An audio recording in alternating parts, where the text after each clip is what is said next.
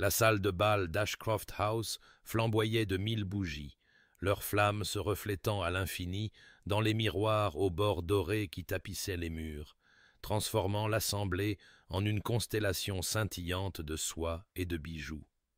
L'air était lourd des senteurs mêlées de roses de serre, de parfums coûteux et du musc particulier de l'ambition qui accompagnait toujours de tels rassemblements des plus grandes familles de Londres. L'orchestre jouait une valse, la musique enflant et refluant comme la marée, tandis que les couples tournaient en cercle synchronisé sur le parquet,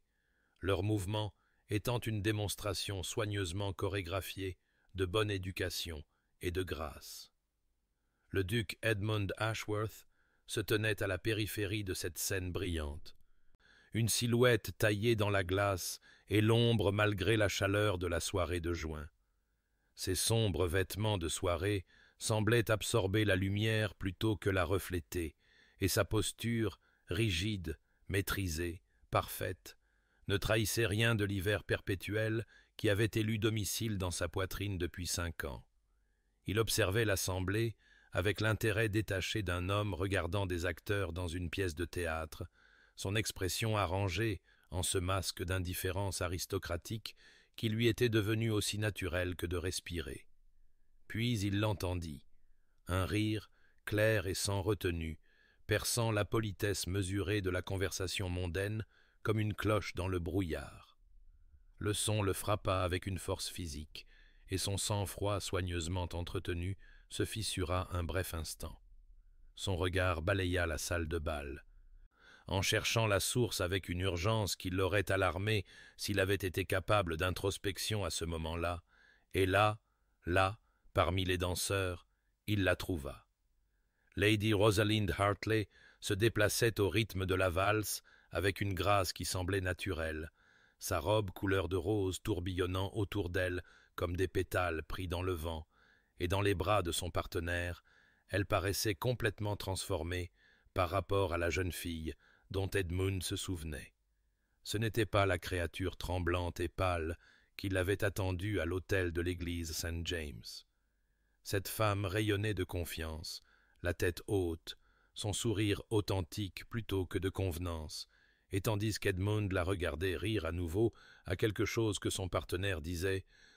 il sentit les fondations de son existence soigneusement construites commencer à se fissurer.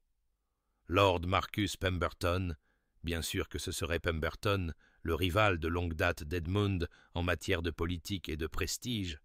tenait Rosalind avec une familiarité qui envoya quelque chose de sombre et de possessif s'enrouler dans les entrailles d'Edmund. Ils semblaient faits l'un pour l'autre, assortis dans leur aisance et leur éclat, et cette prise de conscience fut un couteau entre ses côtes. La musique enfla, et Rosaline se tourna, son profil illuminé par la lueur des bougies, et Edmund vit dans la courbe de son cou, la ligne de ses épaules, la preuve d'une femme qui avait survécu à ce qu'il lui avait fait, et en était sortie non seulement intacte, mais d'une certaine manière plus magnifique d'avoir été ainsi forgée.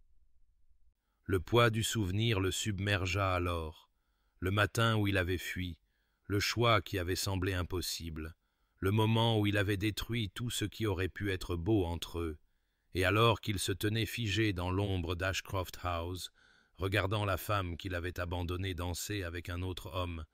Edmund comprit avec une clarté dévastatrice qu'il avait passé 5 ans à essayer de se convaincre qu'il avait fait le seul choix possible, alors qu'en vérité, il avait simplement été un lâche. Mais avant que le destin de nos amoureux ne soit révélé, abonnez-vous pour ne manquer aucun chapitre de romance et de scandale. Et dites-nous dans les commentaires, d'où nous regardez-vous? Maintenant, commençons. 5 ans plus tôt, l'église St. James se dressait, resplendissante dans la lumière cristalline d'un matin d'avril. Ses anciens murs de pierre ornés d'arrangements en cascades de roses blanches et de muguet, leur parfum si épais dans l'air qu'il semblait presque visible, comme un encens sacré s'élevant vers le plafond voûté où des siècles de prières avaient été offertes et exaucées. Les bancs étaient remplis des familles les plus distinguées de Londres, une mer de soie, de satin et de plumes soigneusement arrangées, tous tournés vers l'autel où une jeune femme attendait dans une robe de dentelle ivoire qui avait nécessité 6 couturières pendant 3 mois, chaque point étant une prière pour un bonheur qui resterait sans réponse. Rosaline se tenait parfaitement immobile, ses mains gantées serrant un bouquet de camélias blancs qui tremblait malgré ses efforts pour garder son calme. Et elle se disait que la curieuse sensation de vide dans sa poitrine n'était que de la nervosité, l'anxiété naturelle d'une mariée le jour de son mariage, bien qu'une partie d'elle, une petite partie clairvoyante qu'elle avait appris à faire taire pendant les mois de leur fiançailles, comprenait que quelque chose de fondamental n'allait pas. Les invités avaient attendu avec la patience particulière de l'aristocratie, une patience qui allait se transformer en curiosité, puis en scandale, à mesure que les minutes s'accumulaient comme des dettes impayées, et Edmund n'apparaissait toujours pas.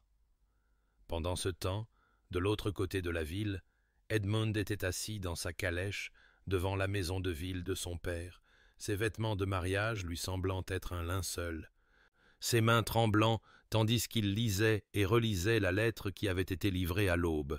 l'ordre ultime de son père mourant, écrit d'une main rendue instable par la maladie, exigeant qu'Edmund abandonne cette union inappropriée avec la fille Hartley et épouse à la place Lady Victoria Thornton, dont les relations politiques de la famille assureraient l'influence du duché pour les générations à venir.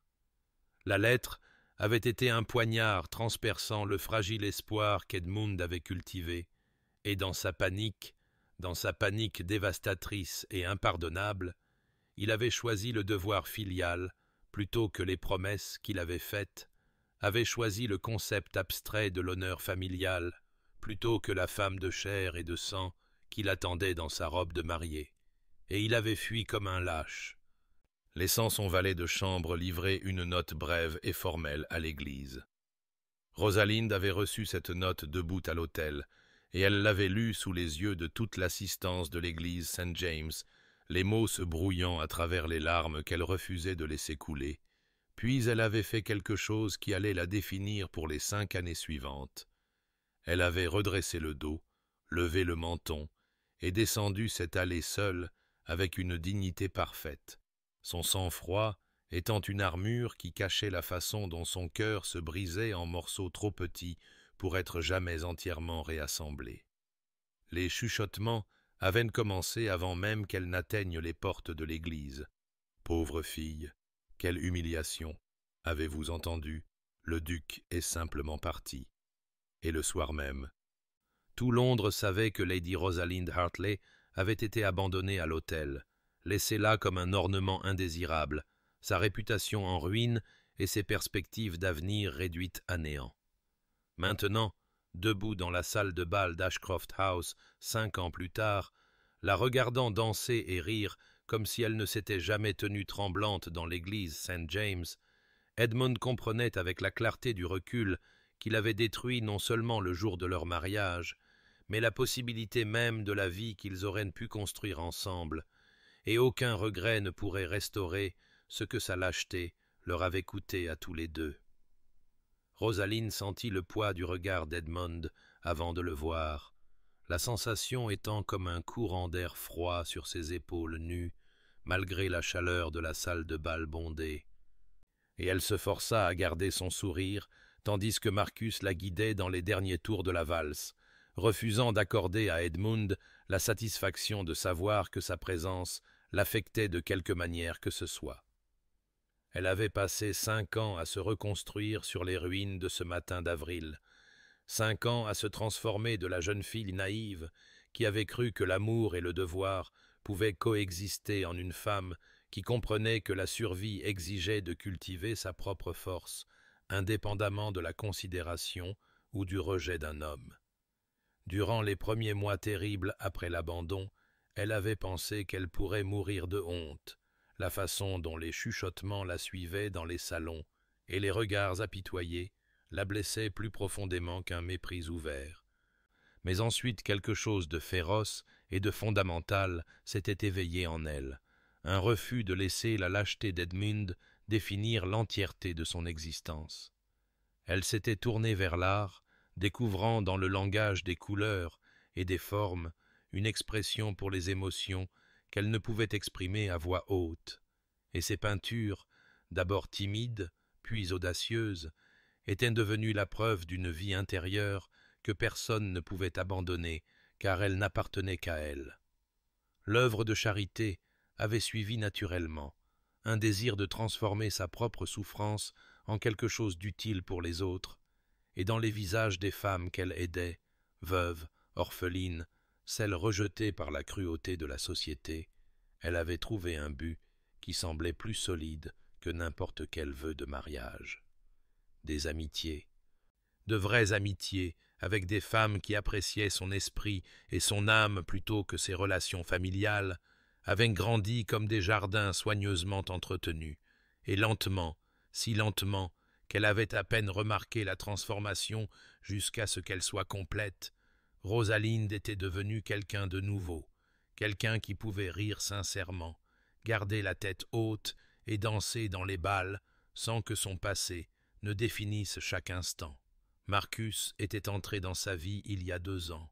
constant et bienveillant, offrant une compagnie sans exigence, un respect sans possession, et elle s'était sincèrement attachée à lui comme on pourrait s'attacher à une belle journée de printemps, agréable, confortable, dépourvue de l'intensité dangereuse qui avait autrefois caractérisé ses sentiments pour Edmund. Pourtant, même lorsque Marcus lui souriait maintenant, ses yeux bleus chaleureux d'affection, Rosalinde était consciente de ce qui manquait entre eux, cette étincelle ineffable qui transformait la simple affection en quelque chose qui pouvait consumer et transformer. La valse se termina par un envol de cordes, et Marcus s'inclina sur sa main avec une courtoisie parfaite avant de lui offrir son bras pour l'escorter vers le salon des rafraîchissements où champagne et pâté de homard froid les attendaient. Ils avaient fait à peine 3 pas lorsque Rosalinde vit Edmund commencer à se déplacer à travers la foule vers eux, sa progression délibérée et inarrêtable comme un navire fendant les eaux,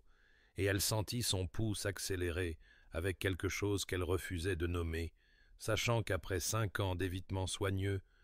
la confrontation qu'elle avait à la fois redoutée et peut-être secrètement désirée était enfin, inévitablement, sur le point d'avoir lieu. Edmund les atteignit près des portes de la terrasse, où les portes-fenêtres étaient ouvertes pour laisser entrer l'air plus frais de la nuit, et pendant un instant, ils formèrent tous les 3 un tableau qui aurait pu être tiré d'une production théâtrale sur l'amour, la perte et les distances infranchissables entre ce qui était et ce qui aurait pu être. « Lady Rosalinde, » dit Edmund, sa voix portant la précision formelle d'un homme qui avait répété ce moment 1000 fois dans son imagination, mais se trouvait complètement dépourvu face à la réalité de sa proximité. « Lord Pemberton, j'espère que je ne dérange pas votre soirée. » Rosalinde se tourna pour lui faire face avec le genre de sang-froid mesuré qui témoignait d'une volonté de faire plutôt que d'un calme authentique. Et lorsque leurs regards se croisèrent, Edmund sentit l'impact comme un coup physique, car là où il s'était attendu à voir des restes de la blessure qu'il avait causée, il trouva à la place une froide évaluation qui ne contenait ni chaleur ni animosité particulière, comme s'il était un étranger dont la connaissance méritait à peine d'être reconnue. « Votre grâce, » répondit-elle, le titre prononcé avec une neutralité si parfaite qu'il aurait pu être soit de la courtoisie, soit une subtile moquerie. Quelle rencontre inattendue! Je ne savais pas que vous fréquentiez de tels rassemblements. Marcus bougea légèrement, sa main se posant avec une possessivité désinvolte au creux du dos de Rosalinde, et Edmund sentit une montée de quelque chose de sombre et d'inutile qu'il n'avait aucun droit de ressentir. « J'avoue que j'ai été plutôt absent de la société, » dit Edmund, s'adressant à Rosalinde, tout en étant parfaitement conscient de la présence protectrice de Marcus, « mais je me trouve de plus en plus enclin à reconquérir ce que j'ai négligé. » Les mots portaient des couches de sens qu'il savait qu'elle comprendrait, et il observa quelque chose vaciller dans son expression, de la reconnaissance peut-être, ou un avertissement. « Quelle chance pour la société, » dit Rosalinde, avec un sourire qui n'atteignit jamais ses yeux, « que vous ayez découvert la valeur de la constance. J'espère qu'elle se révélera plus durable que vos engagements précédents. » La pique atteignit sa cible exactement comme elle l'avait prévu, et Edmund l'accepta comme son dû, bien qu'il lui en coûtât de maintenir son sang-froid sous le poids de son dédain. « Lady Rosalinde, je me demande si je pourrais solliciter un moment de conversation privée, » dit-il, sachant même en parlant qu'elle refuserait, qu'il avait perdu tout droit à son temps ou à sa considération, mais incapable de s'empêcher de demander, parce que le besoin d'expliquer, de lui faire comprendre d'une manière ou d'une autre, était devenu un fardeau qu'il portait à chaque heure de veille. « Je ne pense pas, votre grâce, » répondit Rosalinde avec une finalité qui n'admettait aucune discussion, et Marcus, sentant la tension s'enrouler entre eux comme un serpent se préparant à frapper,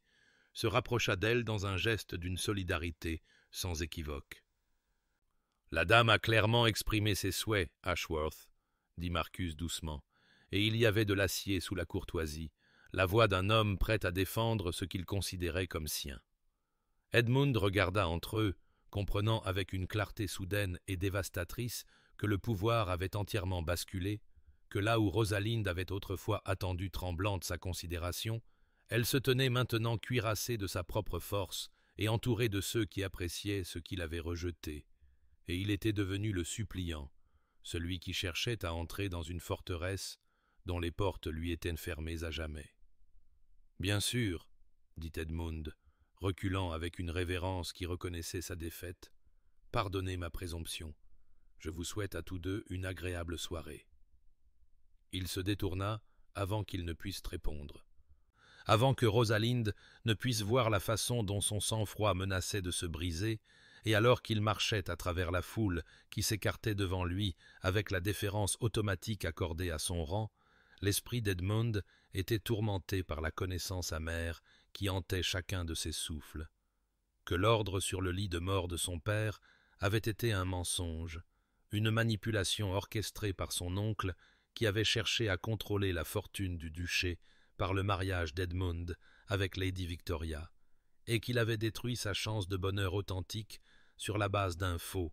d'une fiction cruelle qui lui avait coûté tout ce qui comptait, tout en ne lui laissant que 5 ans de regrets et la victoire creuse d'un titre qui lui pesait comme une meule autour du cou.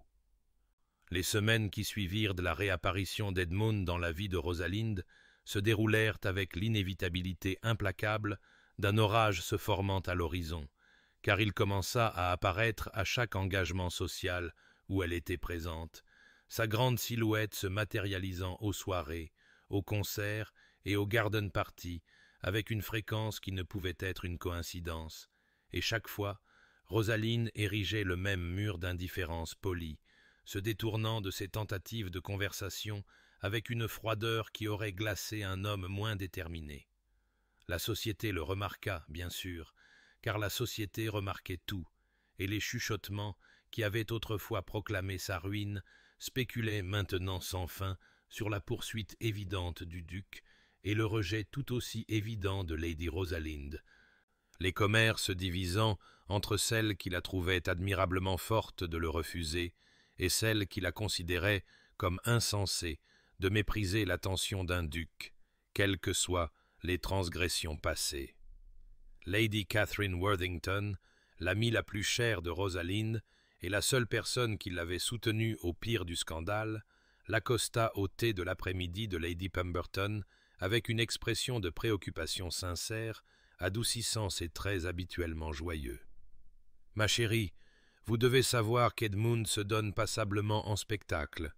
dit Catherine doucement, alors qu'elles se tenaient ensemble près des fenêtres, donnant sur le jardin, où les roses s'épanouissaient en une profusion exubérante. « Et bien que je comprenne votre désir de maintenir vos distances, je crains que sa persistance ne finisse par user vos défenses d'une manière que vous n'anticipez peut-être pas. » Rosalinde remua son thé avec plus de force que nécessaire, regardant le liquide tourbillonner en motifs qui lui rappelaient inconfortablement ses propres émotions turbulentes. « Il n'a aucun droit de me poursuivre, Catherine, aucun droit d'apparaître partout où je vais, comme si 5 ans d'absence lui accordaient une quelconque prétention sur mon attention. » Pourtant, même en prononçant ces mots, Rosalinde était consciente du mensonge sous-jacent, car elle ne pouvait nier la façon dont son pouls s'accélérait quand Edmund entrait dans une pièce, la façon dont la conscience de sa présence la suivait comme une ombre qu'elle ne pouvait secouer, peu importe avec quelle délibération elle se détournait. L'après-midi pluvieux qui changea tout arriva sans avertissement, un de ces orages d'été soudains qui transformaient les rues de Londres en rivières et forçaient ceux pris au dépourvu à chercher refuge où ils le pouvaient. Et Rosaline se trouvait à la galerie Hargrave, où 3 de ses tableaux étaient accrochés parmi des œuvres d'artistes bien plus établis qu'elle. Étudiant la façon dont la lumière tombait sur sa représentation d'un paysage d'hiver, lorsqu'elle entendit des pas derrière elle, et se tourna pour trouver Edmund debout là, l'eau de pluie dégoulinant de son manteau et ses cheveux sombres en désordre d'une manière qui le faisait paraître plus jeune, plus vulnérable que le duc posé qu'elle avait rencontré au bal. « Pardonnez l'intrusion, » dit-il doucement. Et il n'y avait rien de la précision formelle qui avait caractérisé leurs échanges précédents, seulement une honnêteté brute qui la prit au dépourvu. « Je suis venu chercher refuge contre la tempête, et j'ai trouvé à la place quelque chose de bien plus remarquable. » Il se rapprocha de sa peinture, l'étudiant avec une attention qui semblait sincère plutôt que feinte, et quand il parla à nouveau, sa voix portait une note d'émerveillement que Rosalinde n'avait pas entendue depuis des années. « La façon dont vous avez capturé la qualité de la lumière d'hiver, sa clarté froide particulière sur la neige, c'est un travail extraordinaire, Rosalinde. Vous avez transformé la douleur en beauté. » C'était la première fois qu'il utilisait son prénom depuis leur confrontation au bal. Et l'intimité de ce geste combiné à son appréciation évidente pour son art créa une fissure dans l'armure qu'elle avait si soigneusement construite, et avant qu'elle ne puisse s'en empêcher, Rosaline se retrouva à répondre non pas avec le renvoi froid qu'elle avait pratiqué, mais avec une véritable conversation, discutant de technique, d'inspiration et du défi particulier de rendre la lumière sur une toile, et pendant ces quelques moments volés dans la galerie silencieuse avec la pluie tambourinant contre les fenêtres, ils n'étaient que 2 personnes partageant un amour de la beauté, et le poids de l'histoire entre eux semblait presque supportable. La demande en mariage eut lieu un après-midi où l'été avait atteint son apogée, et les jardins du domaine des Pemberton flambaient de roses en une telle profusion que leur parfum flottait lourdement dans l'air comme une présence physique, et Marcus avait tout arrangé avec la précision réfléchie qui caractérisait toutes ses actions, menant Rosalinde à une tonnelle isolée, où des glycines drapaient des rideaux violets sur un banc de marbre, et le son lointain d'une fontaine fournissait un doux accompagnement à ce qu'il destinait clairement à être une conversation capitale. « Rosalinde, » commença-t-il, prenant sa main avec la révérence prudente d'un homme manipulant quelque chose de précieux et de fragile. « J'ai eu l'honneur de votre amitié ces derniers mois,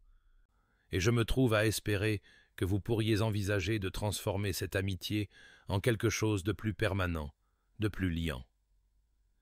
Il parlait avec sincérité, plutôt qu'avec passion, ses mots peints dans des teintes de raison et de compagnie, plutôt que dans les couleurs sauvages de la dévotion romantique, et tandis que Rosalinde écoutait son offre aimable et sensée d'une vie bâtie sur le respect mutuel et l'affection confortable,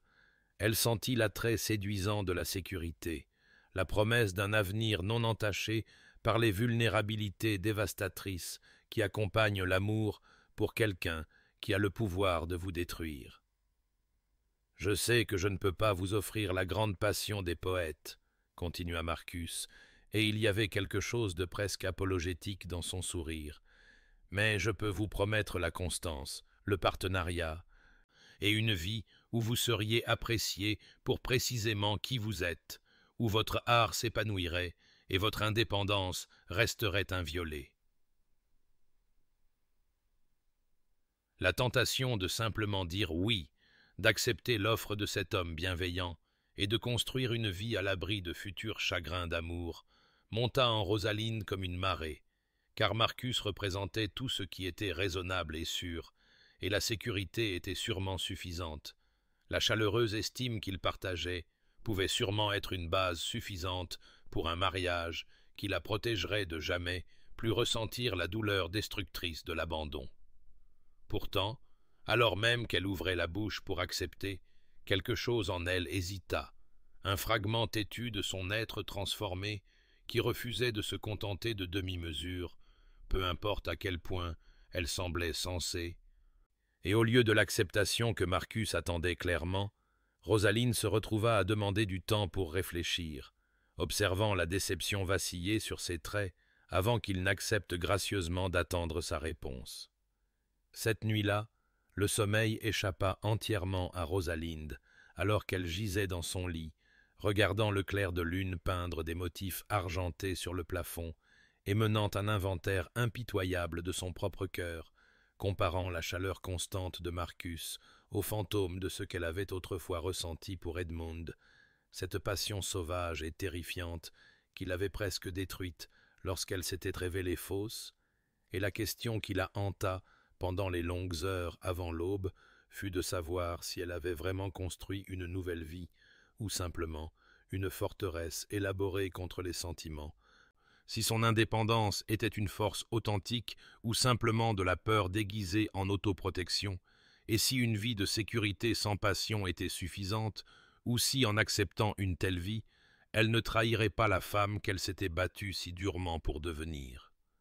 L'enquête commença dans le silence poussiéreux du bureau privé d'Edmund, où des registres et de la correspondance datant de 5 ans étaient étalés sur des surfaces en acajou comme des artefacts d'une fouille archéologique,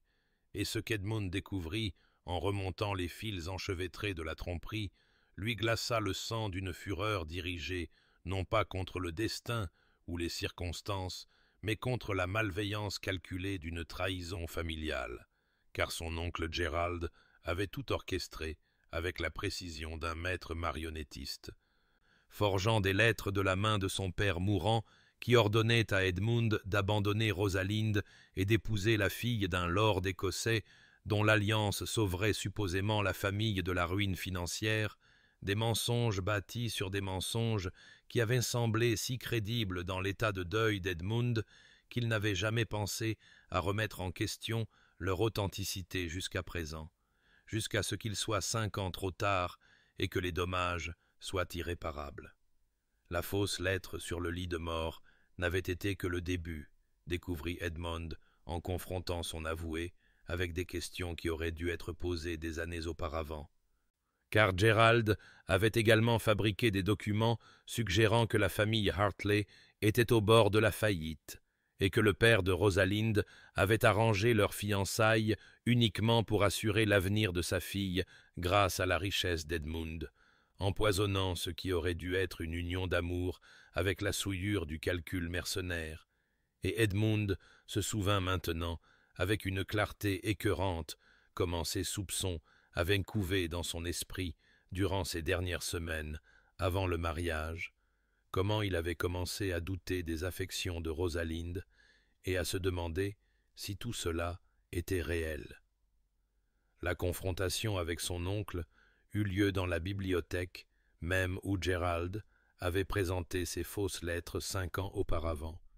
Et Edmund entra dans cette pièce, au mur lambrissé, avec les preuves serrées dans son poing, et une rage brûlant si fort qu'elle ressemblait à de la glace dans ses veines, et le visage de l'homme plus âgé, lorsqu'on lui présenta la preuve de sa traîtrise, ne montra pas de remords, mais seulement de l'irritation d'avoir été découvert, car Gerald avait agi par pure cupidité, orchestrant l'abandon de Rosalinde par Edmund pour que le scandale fournisse un motif à la famille pour faire pression sur Edmund, afin qu'il abdique son titre en faveur du propre fils de Gerald. Un plan qui avait finalement échoué, mais qui avait réussi à détruire 2 vies dans sa tentative. « Tu ne comprends rien à ce que signifie assurer l'héritage d'une famille, » dit Gérald avec un mépris dédaigneux, alors qu'Edmond étalait les preuves des fausses lettres et des documents financiers fabriqués. « Tu as toujours été trop sentimental, trop faible pour faire les choix difficiles nécessaires à la survie. » Les procédures judiciaires qui suivirent furent rapides et impitoyables, car Edmond avait la richesse et la position suffisantes pour s'assurer que son oncle fasse face aux conséquences de la fraude et du faux. Mais même en observant la ruine sociale et financière de Gérald se dérouler avec la force inexorable de la justice, Edmond ne trouva aucune satisfaction dans la victoire, seulement une conscience plus profonde que, bien qu'il ait en effet été manipulé et trompé, ses propres choix avaient été les siens. Sa décision de fuir plutôt que de faire confiance à Rosalinde avec ses peurs, son abandon d'elle à l'hôtel sans explication ni foi, des actions qu'aucune manipulation externe ne pouvait entièrement excuser, car il aurait pu questionner, aurait pu enquêter, aurait pu faire suffisamment confiance à la femme qu'il prétendait aimer pour partager ses doutes, plutôt que de simplement disparaître et la laisser affronter l'humiliation seule.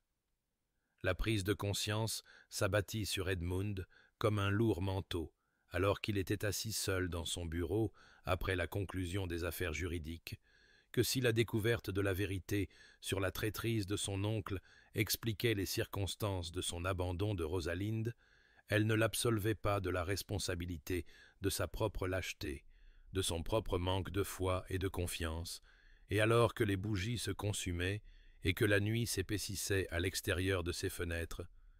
Edmund prit une décision qui semblait à la fois salut et damnation, le choix de tout dire à Rosaline, que cela change ou non quelque chose entre eux, de lui offrir la vérité, non pas comme une justification ou une demande de pardon, mais simplement parce qu'elle méritait de savoir, parce qu'après 5 ans où elle avait vécu avec la conviction qu'il l'avait abandonnée par pure insensibilité ou caprice, elle avait le droit de comprendre que, bien qu'il ait été faible et sans foi, il n'avait pas été délibérément cruel, et quoi qu'elle choisisse de faire de cette information serait entièrement son choix à elle.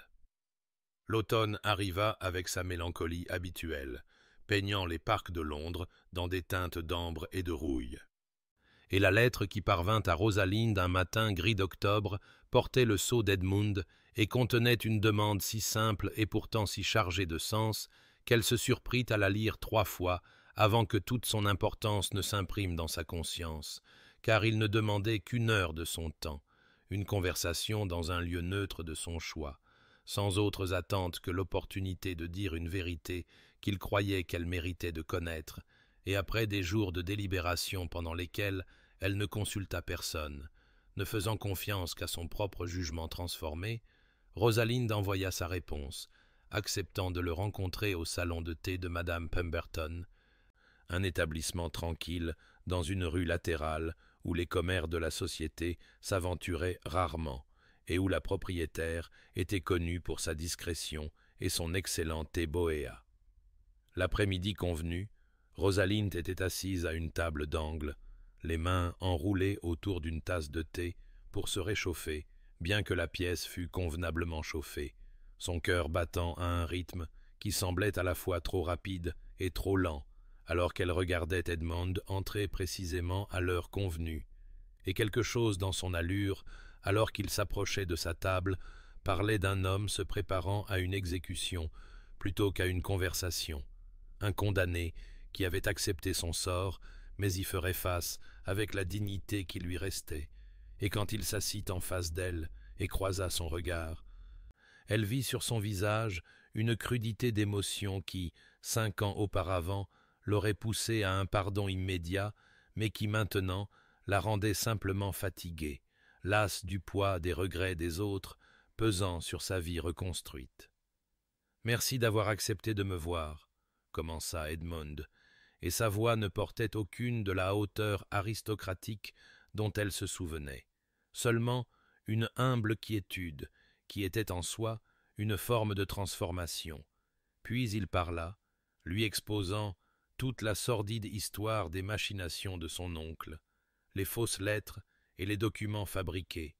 les mensonges sur le lit de mort qu'il avait chassé de l'hôtel dans une panique de deuil et de devoir, parlant sans justification ni excuse, mais simplement comme on cataloguerait des faits dans un registre, reconnaissant que bien qu'il ait été trompé,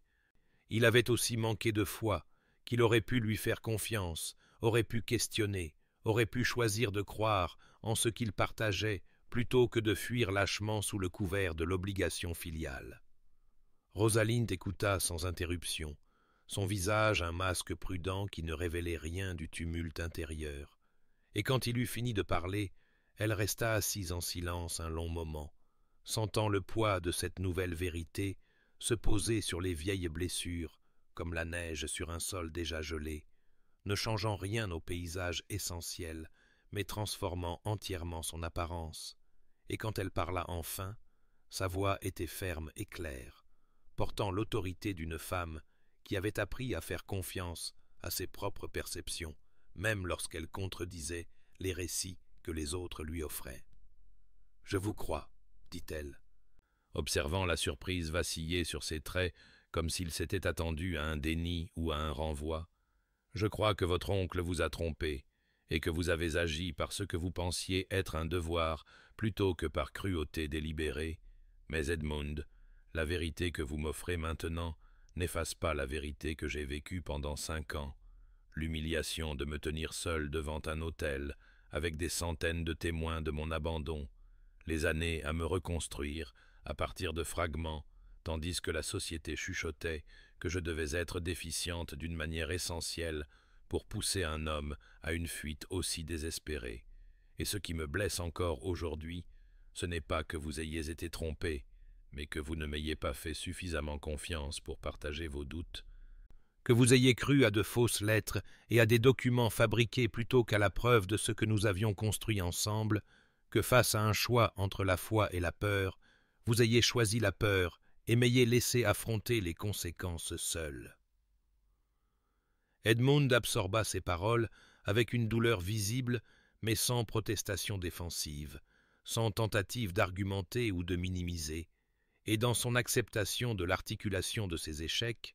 Rosaline trouva une étrange sorte de soulagement, car il ne se défendait ni ne la noyait sous des excuses qui exigeraient son absolution, se contentant de témoigner des dommages qu'il avait causés avec tout le poids de la responsabilité adulte. Et quand il parla à nouveau, ce ne fut pas pour implorer le pardon, mais simplement pour reconnaître son droit à sa colère et à sa douleur. « L'amour sans confiance n'est qu'un joli mot, » continua Rosaline, ses doigts se resserrant autour de sa tasse de thé jusqu'à ce que ses jointures blanchissent. « Et vous m'avez appris cette leçon de la manière la plus cruelle possible. Et bien que je comprenne maintenant que des circonstances que je n'aurais pas pu imaginer ont façonné vos choix, je ne peux pas désapprendre ce que j'ai appris en me tenant à cet autel. Je ne peux pas désapprendre la vérité que, mise à l'épreuve, vous ne m'avez pas choisi, ne nous avez pas choisis,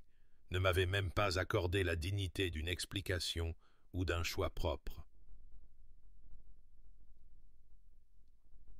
Ils restèrent assis l'un en face de l'autre, alors que la lumière de l'après-midi diminuait à l'extérieur des fenêtres du salon de thé, et que d'autres clients allaient et venaient. Parlant de douleur et de trahison, et de l'impossibilité de retourner à l'innocence une fois qu'elle a été brisée, et quand ils se séparèrent enfin, ce fut sans résolution, sans pardon accordé ni demandé, seulement une reconnaissance mutuelle que la vérité avait été dite et entendue, que la compréhension avait été atteinte, même si la réconciliation restait incroyablement lointaine. Et tandis que Rosaline regardait Edmund quitter le salon de thé, les épaules courbées sous le poids de regrets qu'aucune révélation ne pouvait alléger, elle ne ressentit ni triomphe ni satisfaction, seulement une profonde lassitude et la reconnaissance que certaines blessures, peu importe à quel point elles sont bien expliquées, peuvent laisser des cicatrices qui ne s'estompent jamais complètement. Les jours qui suivirent cette rencontre d'automne dans le salon de thé de madame Pemberton s'installèrent sur Rosaline comme un brouillard sur la Tamise, obscurcissant la clarté et la laissant errer à travers des paysages familiers qui étaient devenus étranges et incertains, car la révélation d'Edmund avait accompli ce qu'elle n'avait pas anticipé, perturbant l'équilibre prudent qu'elle avait construit pendant 5 ans de guérison délibérée, et la forçant à reconsidérer des récits qu'elle croyait établis et complets. Et c'est vers Lady Catherine qu'elle se tourna dans sa confusion, arrivant à la maison de ville de son amie, un matin gris de novembre, où le poids des questions sans réponse était devenu trop lourd à porter seule. Lady Catherine la reçut dans le salon du matin, où une faible lumière du soleil luttait pour percer les nuages et les fenêtres, et tandis que Rosalind racontait l'histoire de la trahison de l'oncle d'Edmund et sa propre réponse enchevêtrée à cette nouvelle compréhension, son amie écouta avec l'attention patiente de quelqu'un qui sait que parfois le plus grand cadeau est simplement de témoigner de la lutte d'un autre, et quand Rosaline se tut enfin, la réponse de Lady Catherine fut typiquement directe mais douce, tranchant dans la confusion pour aller au cœur du problème avec la précision d'une lame de chirurgien. La question qui se pose à vous n'est pas de savoir s'il faut pardonner à Edmund, dit Catherine, en versant plus de thé avec des mains fermes, mais plutôt qui vous êtes devenu et qui vous souhaitez être, car la jeune fille qui se tenait à cet hôtel il y a 5 ans aurait accepté son explication comme une absolution et l'aurait accueillie de nouveau sans hésitation. Mais vous n'êtes plus cette jeune fille, Rosalinde, et le choix auquel vous êtes confrontée maintenant est de savoir si la compréhension de sa victimisation à côté de la vôtre change la vérité fondamentale de la blessure qu'il a infligée, si une tragédie partagée crée une obligation ou simplement un contexte. La conversation se poursuivit tout au long de la matinée, alors que la pluie commençait à tomber dehors, lavant la ville de rideaux d'eau grise, et Rosaline se retrouva à articuler des vérités qu'elle ne savait pas tout à fait posséder. Parlant de la façon dont elle avait construit son indépendance, non pas comme une forteresse contre la douleur future, mais comme une fondation pour une force authentique, comment elle avait appris à faire confiance à son propre jugement et à apprécier sa propre compagnie, comment la femme qu'elle était devenue à travers la souffrance était quelqu'un qu'elle aimait et respectait sincèrement d'une manière que la version plus jeune d'elle-même n'avait jamais atteinte. Et la question qui la hantait était de savoir si permettre à Edmund de revenir dans sa vie honorerait ou trahirait cette transformation durement acquise. Je ne suis pas la même personne qui accepterait la trahison au nom de l'amour, dit Rosalinde, et sa voix portait à la fois conviction et confusion. Pourtant, je comprends aussi maintenant qu'Edmund lui-même a été trahi, que nous avons tous deux été victimes des machinations de son oncle, même si la souffrance n'a pas été également répartie, et il y a une complexité dans notre tragédie partagée qui défie les simples récits de méchants et de victimes que j'ai construits pour survivre à la blessure initiale.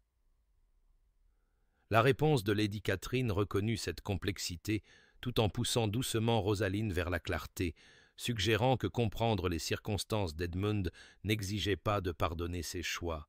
que la compassion pour sa souffrance ne devait pas nécessairement se traduire par une réconciliation ou une seconde chance, et pourtant, même pendant que son amie prononçait ces mots sages et protecteurs, Rosaline sentit une résistance têtue monter en elle, une reconnaissance que si la sécurité et l'autoconservation étaient précieuses,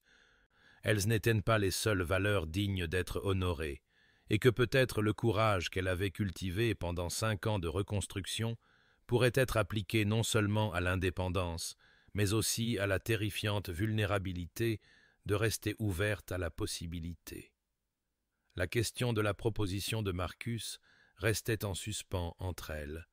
et Rosalinde avoua qu'elle avait décidé de reporter sa réponse jusqu'à ce qu'elle comprenne plus clairement son propre cœur, car il semblait à la fois injuste pour Marcus et malhonnête envers elle-même d'accepter une offre de compagnie confortable alors que ses émotions restaient dans un tel tumulte,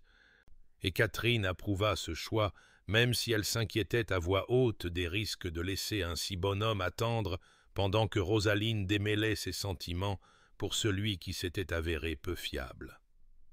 Une semaine plus tard, lors d'un concert de charité organisé pour collecter des fonds pour un hôpital d'enfants trouvé, Rosalind observa Edmond de l'autre côté d'un salon bondé et le vit avec de nouveaux yeux,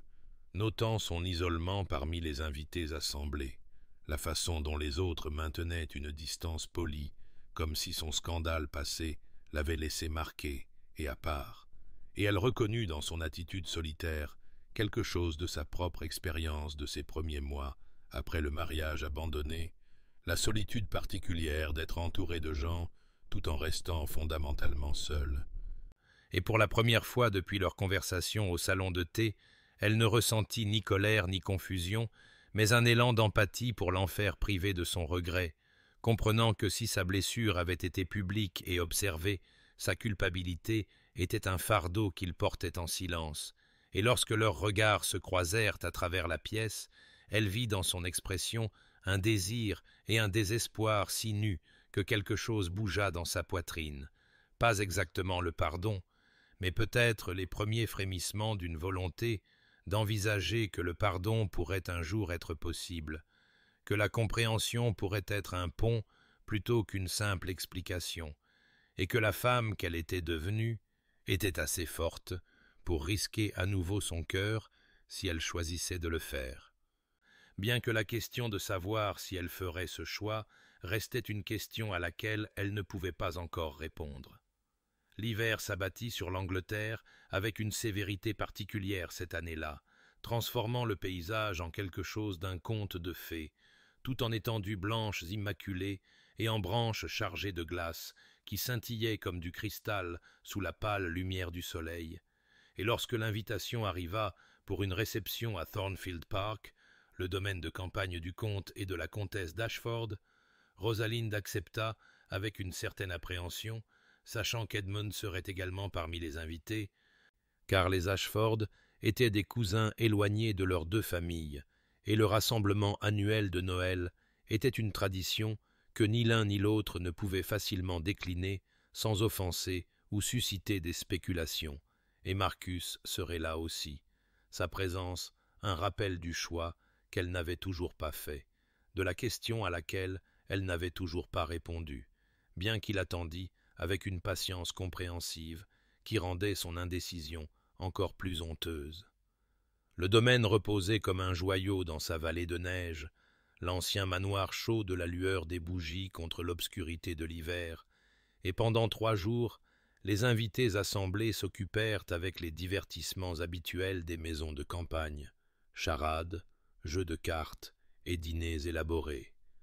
Le tout mené avec la gaieté forcée particulière qui caractérise les rassemblements où trop de courants sous-jacents courent sous la surface de la conversation polie, et Rosaline se retrouva parfaitement consciente de la présence d'Edmund dans chaque pièce, de la façon dont il gardait une distance prudente, tandis que ses yeux suivaient ses mouvements avec une intensité qui lui donnait des frissons, une conscience qu'elle aurait souhaité pouvoir nier. La crise survint le 4e après-midi, lorsqu'un enfant du pays, le plus jeune fils du garde-chasse, s'aventura sur le lac gelé qui bordait les jardins et du domaine, son rire se propageant sur la neige immaculée, alors qu'il glissait sur la glace avec l'insouciance intrépide de la jeunesse. Et Rosaline se tenait à la fenêtre du salon avec Lady Catherine lorsque le terrible craquement résonna à travers la vallée, sec comme un coup de feu, et elles regardèrent avec horreur la glace céder et l'enfant disparaître dans l'eau sombre en dessous, ses cris perçant le silence de l'hiver avec la terreur particulière de la noyade. Edmund bougea, avant que la pensée consciente ne puisse intervenir, se précipitant hors de la maison, sans manteau ni chapeau, ses bottes laissant de profondes empreintes dans la neige, alors qu'il courait vers le lac avec le genre de vitesse désespérée qui vient de la connaissance que chaque seconde compte. Et Rosaline se retrouva à courir après lui, bien qu'elle sût qu'elle ne pouvait rien faire, son cœur battant avec une peur si viscérale qu'elle avait un goût de métal dans la bouche. et elle atteignit la rive à temps pour voir Edmund ramper sur la glace fragilisé sur son ventre, répartissant son poids comme on le lui avait appris dans son enfance, parlant calmement à l'enfant terrifié, même si l'eau glaciale imprégnait ses vêtements et que ses lèvres commençaient à bleuir de froid. Le sauvetage sembla durer à la fois des secondes et des heures, Edmund atteignant la brèche dans la glace et tendant son bras à l'enfant, saisissant la petite main avec une force désespérée et tirant le garçon hors de l'eau, alors même que plus de glace se fissurait sous leur poids combiné, puis d'une manière ou d'une autre, ils glissaient en arrière sur la surface gelée, Edmund tenant l'enfant contre sa poitrine, tandis que d'autres invités arrivaient avec des cordes et des couvertures. Et quand ils atteignirent enfin la terre ferme,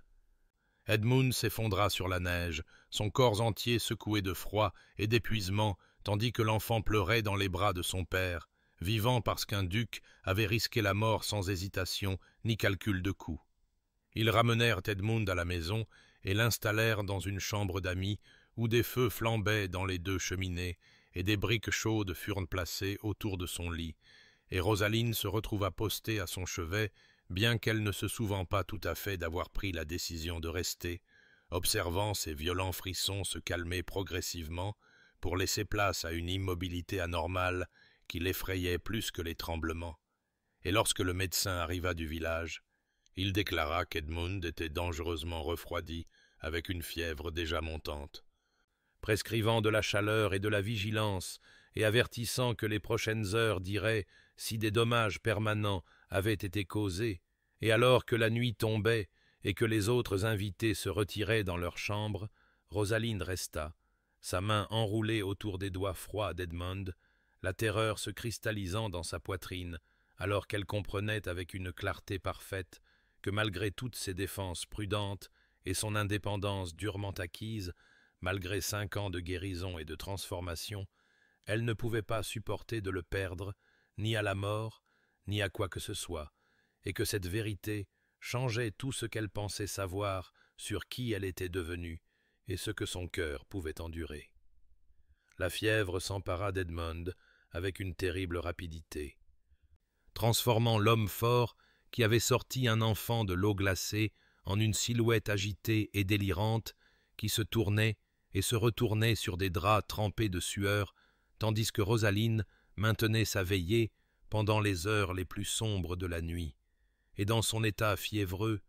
les murs prudents qu'il avait construits autour de ses sentiments les plus profonds s'effondrèrent entièrement,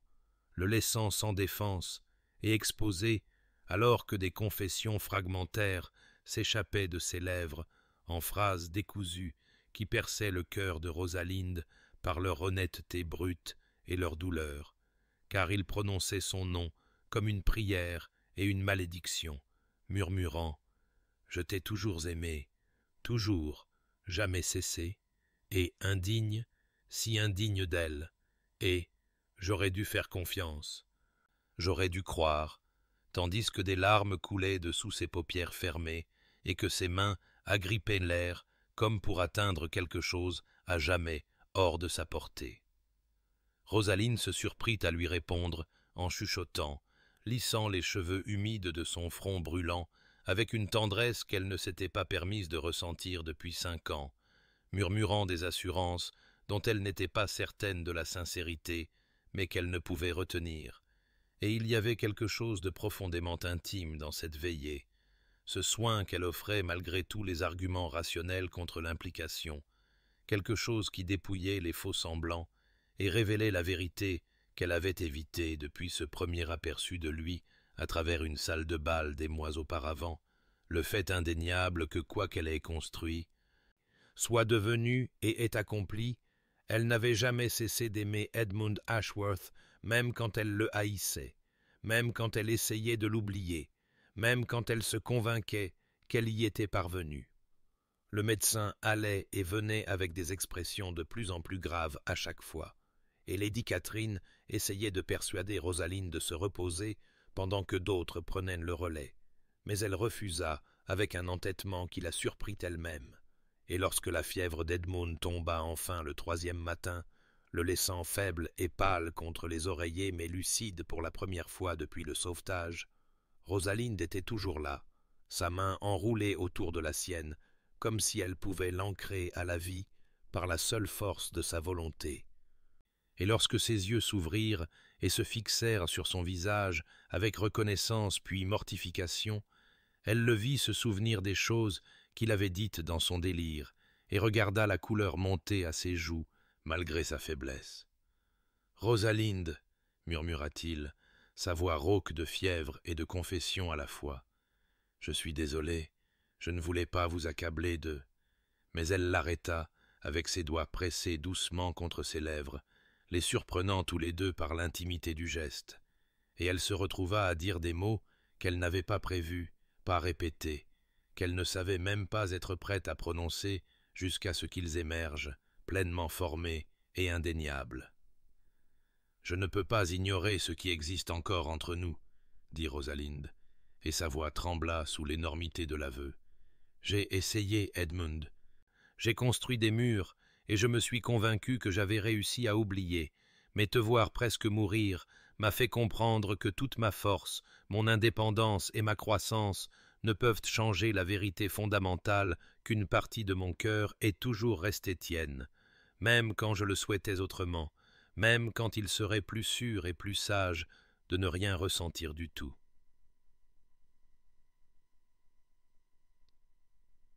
La main d'Edmund se resserra autour de la sienne avec le peu de force qu'il possédait, et dans ses yeux, elle vit la peur mêlée à l'espoir, une vulnérabilité si complète qu'elle en eut le souffle coupé, et quand il parla à nouveau, ses mots portaient le poids de quelqu'un qui a tout perdu et ne peut tout à fait croire que cela pourrait être restauré. « J'ai peur, avoua-t-il,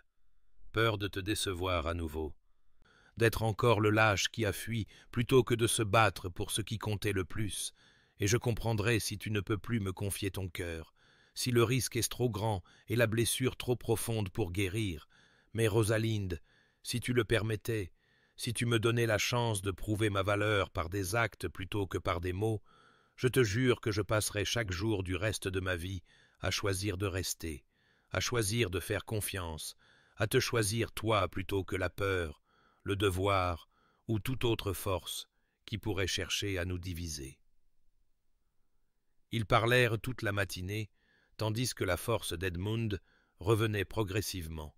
s'exprimant avec une honnêteté que peut-être seule une vulnérabilité partagée pouvait créer, reconnaissant leur peur mutuelle, tout en convenant que la peur ne devait pas être leur maître. Et lorsque Rosalinde quitta enfin sa chambre pour se reposer, elle emporta avec elle la connaissance fragile, terrifiante et exaltante qu'elle était sur le point de s'engager dans l'acte le plus courageux de sa vie. La décision de recommencer, de risquer son cœur soigneusement protégé, de faire confiance non pas aveuglément comme elle l'avait fait auparavant, mais avec les yeux ouverts à la fois sur la possibilité et le péril, choisissant l'amour non pas parce qu'il était sûr, mais parce qu'il était vrai, et cette vérité, elle était enfin prête à l'admettre, importait plus que toute défense qu'elle pourrait construire contre elle. La conversation avec Marcus eut lieu 3 jours après que la fièvre d'Edmund fut tombée, dans la serre de Thornfield Park, où la lumière hivernale filtrait à travers les vitres sur des plantes exotiques qui fleurissaient malgré la saison. Et Rosalinde avait répété ce qu'elle dirait une 12aine de fois, mais trouva tous ces mots préparés inadéquats face aux yeux bienveillants et à l'expression patiente de Marcus, car il était la bonté personnifiée, et elle était sur le point de le blesser, et cette connaissance pesait comme une pierre dans sa poitrine, même si elle savait que c'était la seule voie honnête à suivre. « Vous avez décidé, » dit Marcus doucement, avant qu'elle ne puisse parler, et ce n'était pas une question, mais une déclaration faite, avec la triste sagesse d'un homme qui a vu la vérité venir de loin, et quand Rosalinde hocha la tête, incapable de faire confiance à sa voix, il prit sa main doucement et offrit un petit sourire qui, d'une certaine manière, lui fit plus mal au cœur que la colère ne l'aurait fait. « Je soupçonnais depuis le début que votre cœur n'était pas entièrement libre, » continua-t-il, son pouce caressant ses jointures dans un geste de réconfort plutôt que de romance, et je me suis dit que peut-être une affection constante pourrait suffire, que le fantôme de votre passé s'estomperait si j'étais patient et bienveillant. Mais vous regardez ces derniers jours au chevet du duc m'a montré ce que je pense avoir toujours su. Certains amours laissent des marques trop profondes pour être effacées par le temps ou l'intention. Et bien que je crois que vous tenez à moi, Rosalind, je crois aussi que ce que vous ressentez pour Edmund Ashworth, malgré toute la douleur et la complication, est d'un ordre entièrement différent de ce que vous pourriez jamais ressentir pour moi. Rosaline sentit des larmes couler sur son visage, bien qu'elle n'ait pas eu l'intention de pleurer, et elle serra la main de Marcus avec une gratitude désespérée pour sa grâce, alors même qu'elle le libérait de la promesse tacite qui avait existé entre eux. « Vous méritez quelqu'un dont le cœur entier est disponible », réussit-elle à dire, la voix épaisse d'émotion.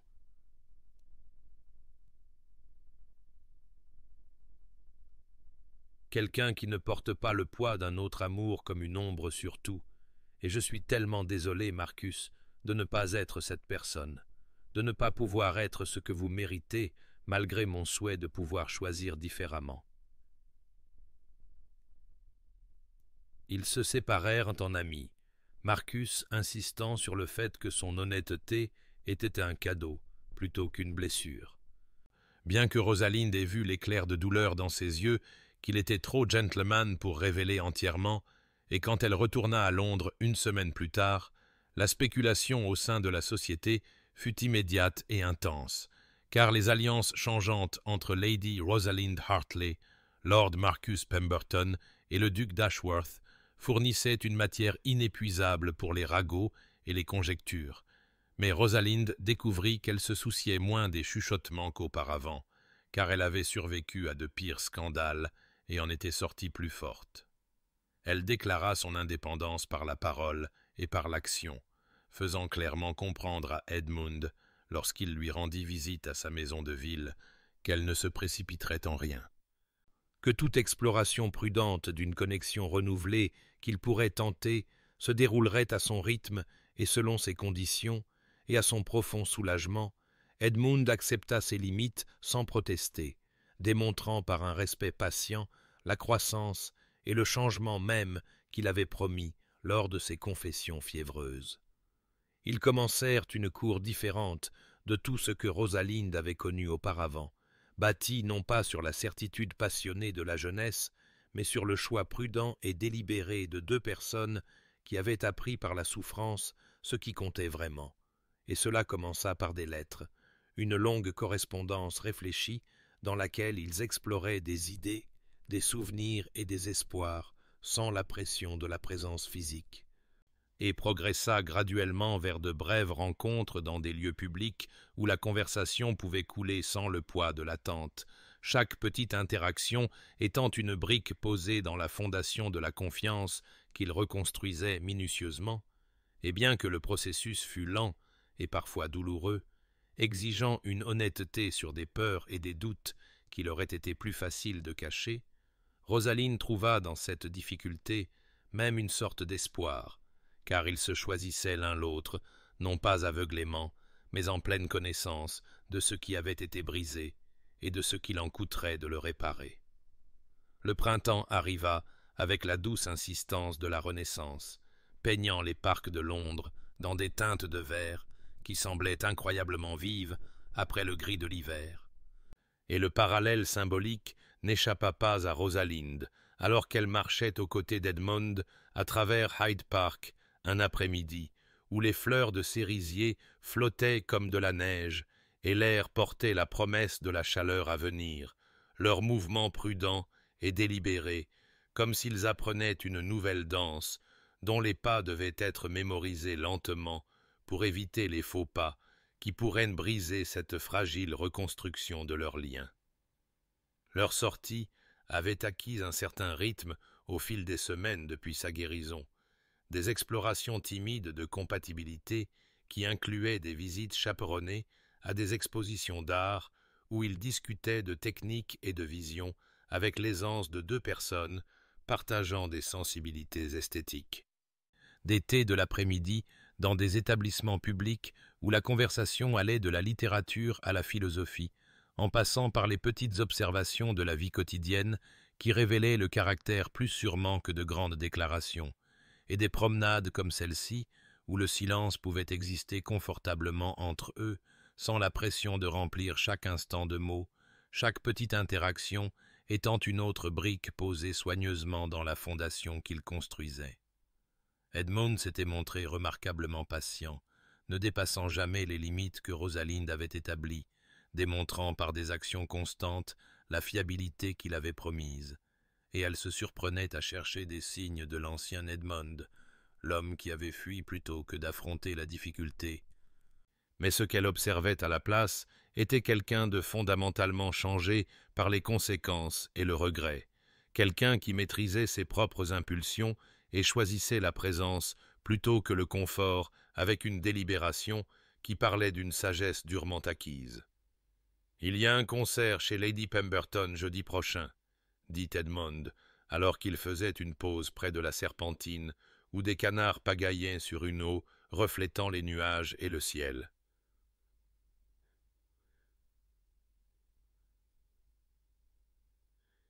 Et j'ai pensé que vous pourriez apprécier d'y assister, mais je réalise que les Pemberton sont la famille de Marcus, et si l'association vous mettait mal à l'aise, je comprendrais tout à fait si vous préfériez que je décline l'invitation. Rosaline sentit quelque chose bouger dans sa poitrine à cette considération. Cette priorisation de son bien-être émotionnel sur l'obligation sociale, et elle reconnut le moment comme significatif, bien qu'elle n'aurait pas pu expliquer précisément pourquoi, si ce n'est que cela démontrait la compréhension transformée d'Edmund de ce qui comptait, sa volonté de sacrifier ses propres désirs pour sa paix. « J'apprécie votre prévenance, » répondit-elle, se tournant pour lui faire face, afin qu'il puisse voir la sincérité dans son expression. « Mais je ne suis pas si fragile que je ne puisse naviguer dans des situations qui pourraient être légèrement délicates. Et de plus, Marcus et moi nous sommes quittés en amis, et je ne voudrais pas que l'un de nous devienne prisonnier des perceptions ou des attentes des autres. » Edmund sourit alors. Un vrai sourire qui atteignit ses yeux et transforma son visage habituellement sérieux en quelque chose de chaleureux et d'ouvert, et il tendit la main vers la sienne avec un regard interrogateur qui demandait la permission avant de la prendre, et quand elle hocha la tête, il entrelaça ses doigts dans les siens avec une douceur qui lui coupa le souffle, car ce simple geste portait le poids de tout ce qui n'était pas dit entre eux, tout l'espoir, la peur et la possibilité contenus dans la pression de la paume contre la paume. Ils restèrent ainsi, alors que l'après-midi de printemps s'approfondissait autour d'eux, et Rosaline comprit, avec une clarté soudaine, que la croissance d'Edmund n'était pas une performance, mais une véritable transformation. Que l'homme à ses côtés avait appris par la souffrance ce qu'elle avait appris par l'abandon, que l'amour exigeait non seulement des sentiments, mais un choix, non seulement la passion, mais la présence, non seulement des promesses, mais le courage quotidien de les honorer. Et dans cette reconnaissance, elle sentit ses propres défenses soigneusement construites commencer à s'adoucir, non pas en s'effondrant entièrement, mais en devenant suffisamment perméables pour laisser l'espoir filtrer à travers les fissures. L'anniversaire du mariage abandonné approchait avec le poids inexorable d'une date encerclée dans le calendrier de la mémoire, et bien que Rosalind n'ait pas consciemment marqué le passage de 5 ans, elle se retrouva à se réveiller un matin de fin mai, avec la certitude que c'était le jour. Le matin exact où elle s'était tenue dans sa robe de mariée en attendant un époux qui n'est jamais venu, et cette prise de conscience amena avec elle un tumulte d'émotions qu'elle pensait avoir dépassé, la colère refaisant surface comme une vague qu'elle croyait retirée, le chagrin pour la jeune fille qu'elle avait été et l'innocence perdue, et sous tout cela un courant plus profond de quelque chose qu'elle ne pouvait pas tout à fait nommer, une agitation qui la fit arpenter son salon, alors que la lumière du soleil printanier entrait à flots par les fenêtres et illuminait la vie qu'elle avait bâtie sur des ruines. La lettre d'Edmund arriva par messager à midi, son arrivée si précisément chronométrée que Rosaline se demanda s'il avait lui aussi passé la matinée à contempler cet anniversaire. Et lorsqu'elle brisa le sceau avec des doigts tremblants, elle trouva des mots qui portaient le poids de la reconnaissance et du chagrin. Il écrivait qu'il comprenait que cette date devait avoir une douleur particulière pour elle, que son regret pour ce qu'il avait fait il y a 5 ans restait éternel et inchangé,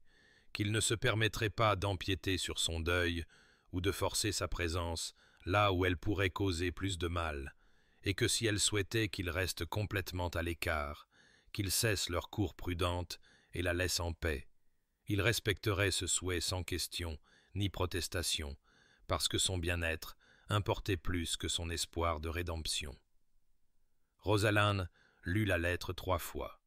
chaque lecture révélant différentes couches de sens. Et elle se trouva inopinément émue par la volonté d'Edmund de disparaître si c'était ce dont elle avait besoin,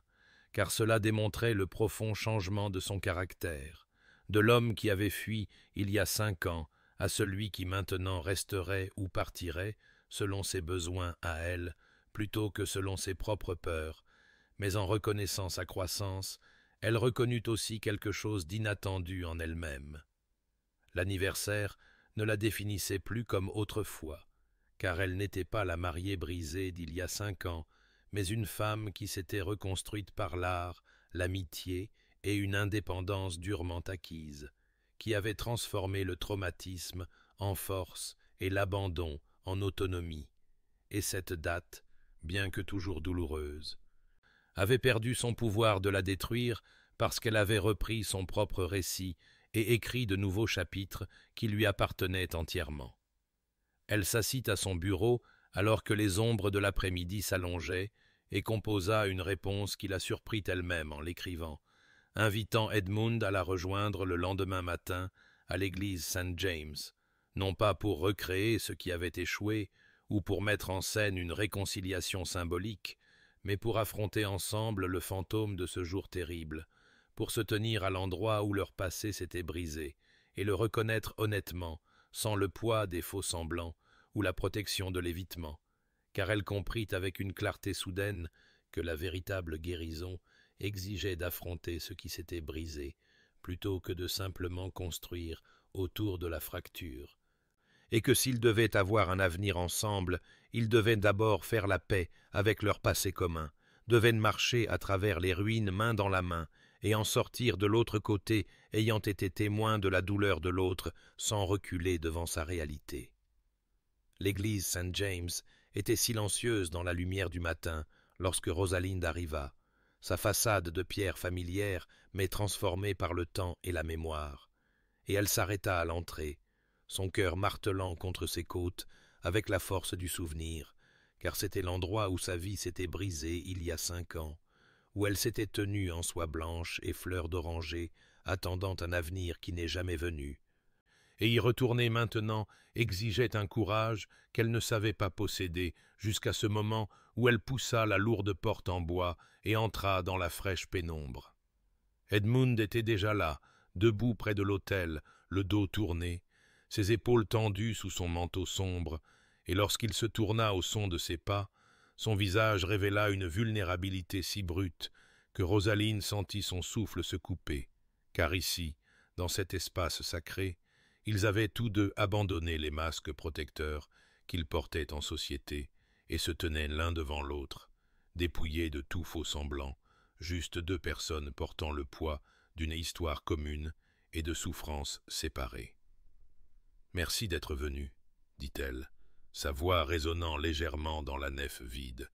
et Edmund secoua la tête, comme si sa gratitude était imméritée. « Merci de m'avoir permis d'être ici, » répondit-il, s'avançant vers elle avec des pas prudents, comme s'il approchait quelque chose de précieux et de fragile. « Je n'étais pas certain que vous souhaitiez vraiment ma présence, bien que je l'ai espéré plus que je ne peux l'exprimer. » Il se tenait dans l'allée centrale, où, 5 ans auparavant, les invités s'étaient rassemblés pour assister à un mariage qui n'a jamais eu lieu, et Rosaline se retrouva à prononcer des mots qu'elle n'avait pas prévus, mais qui émergeaient d'un profond puits de vérité en elle. « J'ai besoin que tu comprennes ce que j'ai ressenti, Edmond, en me tenant ici dans ma robe de mariée, pendant que les minutes se transformaient en heures et que la vérité devenait indéniable, en sentant le poids de chaque regard sur moi, alors que la pitié remplaçait la célébration, en redescendant cette allée seule pendant que les chuchotements suivaient comme des fantômes, en rentrant à la maison pour enlever une robe que je ne porterai plus jamais, et en comprenant que ma vie avait été irrévocablement changée par ton absence. » Edmund écouta sans interruption, le visage pâle et les yeux brillants de larmes non versées, et quand elle eut fini, il n'offrit ni excuse ni justification, mais dit simplement « J'ai été témoin de ta douleur de loin, par des rapports et des ragots, mais je comprends maintenant que je n'aurais jamais pu vraiment en saisir la profondeur, parce que je n'étais pas celui qui était resté, je n'étais pas celui qui avait été forcé d'affronter le jugement et le mépris de la société, et bien que j'ai subi les conséquences de ma propre lâcheté, j'avais aussi le confort douteux de l'action, du mouvement, de me croire victime des circonstances plutôt que l'architecte de la cruauté. Et pour cela, Rosalinde, pour mon incapacité à te faire confiance, à communiquer avec toi, à te choisir toi plutôt que la peur, je porte un regret qu'aucun passage d'année ne peut diminuer. » Elle sentit des larmes sur ses propres joues maintenant, et ne les essuya pas, car elles avaient été gagnées par la souffrance, et elle ne les cacherait pas, et elle tendit la main vers la sienne, non pas en absolution, mais en reconnaissance d'un deuil partagé,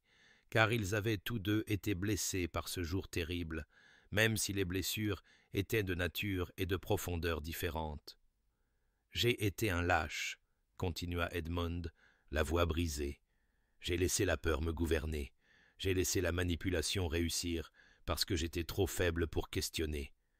trop effrayé pour me battre, trop disposé à croire le pire et à fuir plutôt que de tenir bon, et bien que la trahison de mon oncle fût réelle, ma réponse à celle-ci fut mon propre choix, et c'est ce qui me hante le plus, que j'avais le pouvoir de choisir différemment et que j'ai échoué. » Rosaline serra sa main et se retrouva à parler non pas avec colère, mais avec une sagesse durement acquise. « Nous ne pouvons pas reconstruire le passé, Edmund. Nous ne pouvons pas défaire ce qui a été fait, ni effacer la douleur qui a été causée, mais peut-être pouvons-nous choisir ce que nous faisons de cette histoire, si nous la laissons nous définir éternellement, ou si nous l'intégrons dans quelque chose de plus grand, quelque chose qui reconnaît la rupture, tout en reconnaissant aussi la croissance qui a suivi. » Edmond la regarda avec un tel espoir et une telle peur qu'elle vit dans son expression le miroir de son propre conflit intérieur, et elle comprit à cet instant que le pardon n'était pas un acte unique, mais un processus, non pas une porte qui s'ouvrait une fois et restait ouverte, mais un jardin qui nécessitait de l'entretien, et elle se sentit prête non pas à oublier ce qui s'était passé, mais à libérer son emprise sur son avenir, à choisir la guérison plutôt que la blessure perpétuelle, à admettre que l'homme devant elle était à la fois la personne qui l'avait blessée et quelqu'un de fondamentalement changé par les conséquences et le regret. « L'amour peut-il être reconstruit après une telle destruction ?» demanda Edmond. « Ou devons-nous recommencer entièrement en prétendant que le passé n'a jamais existé ?» Rosaline considéra cette question avec le sérieux qu'elle méritait et répondit finalement « Je crois que c'est les deux, une reconstruction qui reconnaît ce qui a précédé tout en créant quelque chose de nouveau, car nous ne sommes pas les mêmes personnes qui se tenaient ici il y a 5 ans. Nous avons tous deux été transformés par la souffrance et le temps, et ce que nous pourrions construire ensemble honorerait cette transformation plutôt que de la nier, serait peut-être plus fort pour avoir été brisé et refait plutôt que de n'avoir jamais été mis à l'épreuve. » L'été arriva avec sa chaleur et ses longues soirées dorées, et dans les mois qui suivirent leur réconciliation à l'église St. James, la cour entre Rosalind et Edmund s'approfondit en quelque chose de plus substantiel que le fragile début du printemps. Bâtie désormais sur une fondation d'honnêteté et de compréhension mutuelle qui avait été éprouvée par le feu et en était sortie plus forte. Ils parlèrent d'avenir avec un optimisme prudent lors de promenades à travers Hyde Park où la lumière du soleil filtrait à travers des arbres anciens, discutèrent de leurs peurs et de leurs désirs lors de dîners tranquilles dans le salon de sa tante où la bienséance exigeait un chaperon, mais où l'intimité s'épanouissait néanmoins, et progressivement, Rosaline se retrouva capable d'envisager une vie partagée avec cet homme qui était à la fois l'architecte de sa plus grande douleur et le témoin de sa plus profonde transformation, car Edmund avait prouvé par des actions constantes et une présence inébranlable qu'il n'était plus le garçon effrayé qui avait fui, mais un homme capable de rester face à la difficulté et d'honorer ses engagements même lorsque le coût était élevé. C'est un soir de fin juin, alors que les roses s'épanouissaient en une abondance exubérante et que l'air portait le parfum du jasmin, qu'Edmund lui demanda de se promener avec lui dans le jardin derrière sa maison de ville,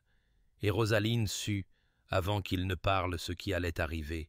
reconnut dans la posture de ses épaules et la délibération prudente de ses mouvements que c'était un moment qu'il avait planifié avec la même précision qu'il apportait désormais à toutes les affaires concernant son cœur.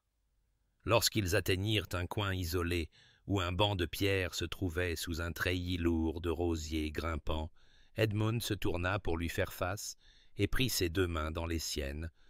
et la vulnérabilité dans son expression était si complète que Rosaline sentit son souffle se couper en prévision de mots qu'elle désirait et craignait à la fois. « Rosalinde, commença-t-il, sa voix ferme malgré l'émotion qu'elle pouvait voir dans ses yeux, je n'ai aucun droit de vous demander cela, aucune prétention sur votre avenir au-delà de ce que vous choisirez de m'accorder, car je comprends que mes actions passées m'ont fait perdre toute attente de votre acceptation, et pourtant je dois exprimer ce qui est dans mon cœur, même en sachant que vous pourriez refuser. »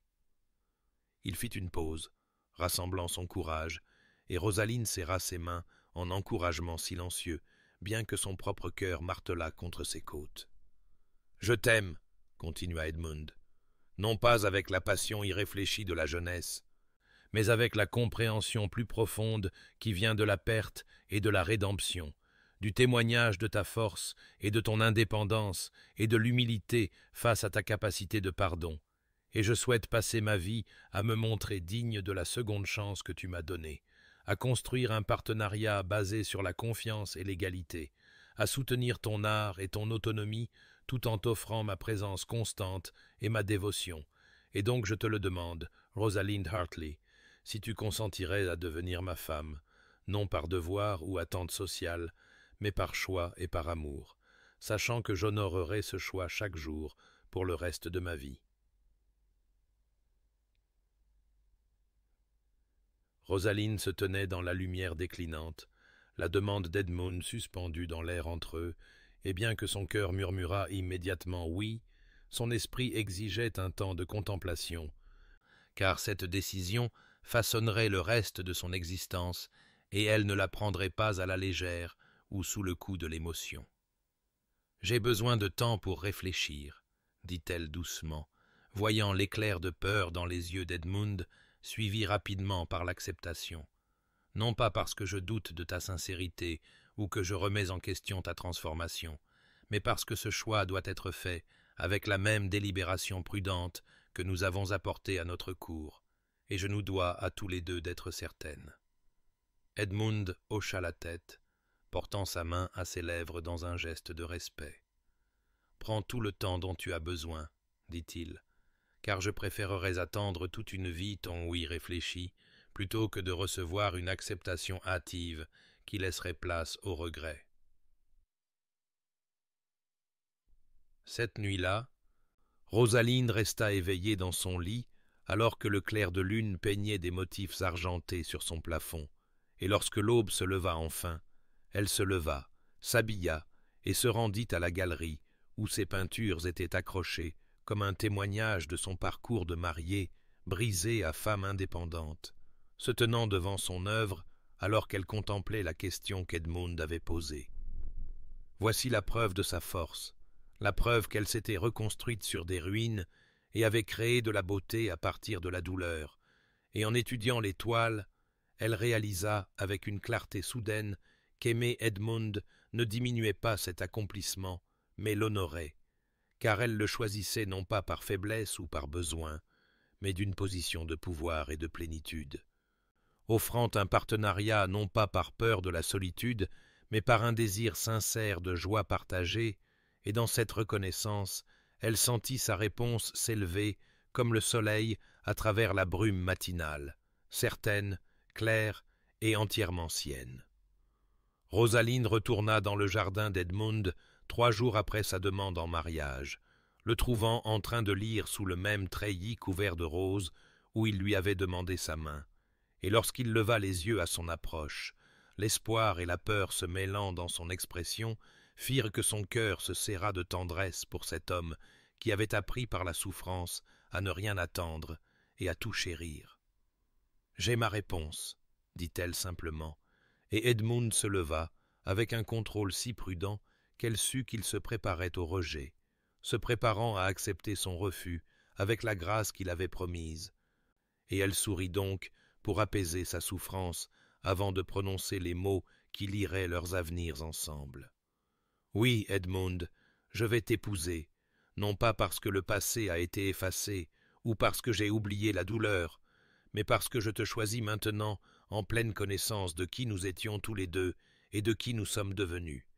Et je crois que nous pouvons construire quelque chose de digne du voyage qui nous a amenés ici. » La joie qui transforma le visage d'Edmund fut si complète et si sincère que Rosaline sentit des larmes monter à ses propres yeux, et lorsqu'il la prit dans ses bras, elle y alla volontiers, sentant dans son étreinte non pas la possession, mais le partenariat, non pas la fin de son indépendance, mais le début d'une aventure partagée entreprise par 2 personnes entières plutôt que 2 moitiés cherchant à se compléter. Ils parlèrent cet après-midi-là du mariage qu'ils organiseraient ensemble, et Rosaline fut ferme dans son insistance pour que cette cérémonie ne ressemble en rien au grand spectacle qui avait été arrangé 5 ans auparavant, car elle souhaitait épouser Edmund dans l'intimité et la vérité, plutôt que dans la performance et l'apparat, avec seulement ceux qui les avaient soutenus dans les ténèbres présents pour témoigner de leur union dans la lumière, et Edmund accepta sans hésitation, comprenant qu'elle revendiquait son pouvoir sur chaque aspect de ce choix. Dans les semaines qui suivirent, ils rencontrèrent des avoués pour organiser des protections légales pour l'indépendance de Rosalinde, s'assurant que sa propriété et les revenus de son art resteraient sous son propre contrôle, et Edmund non seulement soutint ces arrangements, mais insista dessus, reconnaissant qu'un véritable partenariat exigeait la sécurité et l'autonomie pour les 2 parties plutôt que la subsomption de l'une dans l'autre. Lady Catherine donna sa bénédiction avec des larmes de joie et de soulagement, avouant qu'elle avait espéré cette issue même lorsqu'elle semblait impossible, et elle se jeta à corps perdu pour aider Rosalinde à organiser un mariage qui reflèterait leur compréhension transformée de l'amour et de l'engagement. La société répondit à la nouvelle de leur fiançailles avec une variété prévisible. Certains exprimèrent leur scandale face à l'acceptation par Rosalinde de l'homme qui l'avait abandonnée, d'autres approuvèrent de la rédemption romantique, et d'autres encore restèrent totalement indifférents au choix privé de 2 personnes qu'ils connaissaient à peine, et Rosaline se découvrit libérée par la prise de conscience qu'elle ne se souciait aucunement de l'opinion extérieure lorsque son propre cœur était en paix. Edmund prouva son engagement par une constance continue, se présentant à chaque réunion prévue, honorant chaque promesse, soutenant ses activités artistiques avec un enthousiasme sincère plutôt qu'une indulgence condescendante, et alors que l'été s'approfondissait dans l'abondance dorée de la fin de saison, Rosaline sentit ses dernières réserves se dissoudre comme la brume matinale, remplacée par une certitude solide que ce mariage serait construit sur du roc plutôt que sur du sable, éprouvé avant même de commencer et donc plus fort pour l'épreuve. Le jour du mariage arriva un matin vif d'octobre, lorsque l'automne avait peint le monde dans des teintes d'ambre et d'or, et Rosaline se réveilla dans sa chambre d'enfant avec un sentiment de paix profonde, plutôt que l'anxiété tremblante qui l'avait consumée 5 ans auparavant, car cette fois, elle choisissait son avenir avec des yeux clairs et un cœur ouvert, plutôt que de marcher vers une obligation arrangée par d'autres. La cérémonie aurait lieu dans une petite chapelle privée sur les terres du domaine de campagne de Lady Catherine, loin de la grandeur de l'église Saint James, où son premier mariage avait été conçu pour impressionner la société londonienne, et tandis que Rosaline s'habillait d'une robe de soie ivoire choisie pour son élégante simplicité plutôt que pour son apparat ostentatoire, elle sentit la justesse de ce choix s'installer dans ses os comme une bénédiction. Lady Catherine aida à arranger les cheveux de Rosalinde avec des brins de romarin d'automne et de petites roses de couleur crème, et lorsque Rosalinde regarda son reflet, elle ne vit pas une jeune fille nerveuse jouant un rôle, mais une femme qui avait gagné son bonheur par la survie et la transformation, qui entrait dans cette union en tant que partenaire égal plutôt qu'en possession subordonnée. La chapelle était intime et chaleureuse lorsqu'elle entra au bras de son frère. Éclairée par des bougies et la douce lumière dorée filtrant à travers les vitraux qui projetaient des motifs de saphir et de rubis sur le sol en pierre, et le petit rassemblement de témoins ne se composait que de ceux qui les avaient soutenus dans les ténèbres. Lady Catherine, avec des larmes coulant déjà sur son visage, l'ami le plus proche d'Edmund, Lord Hartwick, qui l'avait conseillé pendant ses années de regret, la famille de Rosalinde, qui l'avait vu se reconstruire sur des ruines, et une poignée d'autres dont la présence représentait une affection sincère plutôt qu'une obligation sociale. Edmund se tenait à l'autel dans un manteau sombre qui soulignait la largeur de ses épaules et les fils d'argent dans ses cheveux sombres, et lorsque ses yeux rencontrèrent ceux de Rosalinde alors qu'elle marchait vers lui, elle y vit se refléter la même gratitude profonde et le même émerveillement qui remplissait son propre cœur, la reconnaissance partagée qu'ils avaient reçu une grâce qu'aucun des deux ne méritait, mais que tous deux honoreraient. La cérémonie fut simple et profondément personnelle, célébrée par un vicaire de campagne qui connaissait les deux familles depuis des décennies et comprenait la signification de cette union.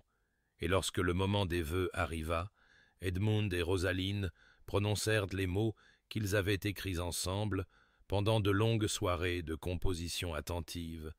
des promesses spécifiques plutôt que génériques, reconnaissant leur histoire tout en s'engageant pour leur avenir. « Je fais le vœu de te choisir chaque jour, »